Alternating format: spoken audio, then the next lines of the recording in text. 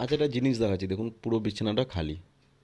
বিছানার খালি এই কারণেই দেখাচ্ছি যে সারা বিছানা ঘুরে ঘুরে ঘুরে ঘুরে আসবে, ওকে বিছানায় উঠাতে হবে, ম্যাও ম্যাও করবে, তারপরে এসে আমি শুলে পরে আমার কোলের উপরে এসে শুয়ে পড়বে।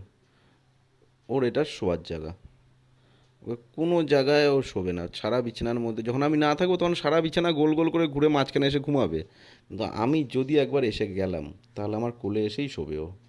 আমার কোলটাই ওর শোয়ার জায়গা। মা ডাকলে পরেই আমাকে আবার বলবে, ম্যাও ম্যাও করে বলবে, মানে আমি নিচে যাতে না যাই, আমি যাতে শুয়ে থাকি, আমি আমার কোলে এসে আবার শোবে খেয়ে দে। আজকে বিছানায় ওঠার টাইমে ম্যাও ম্যাও ম্যাও ম্যাও করছে। আমি বলছি যে ঠিক আছে, তোকে উঠিয়ে দিতে পারি আমি বিছানায়, একটা শর্ত আছে, আমাকে আদর করতে হবে।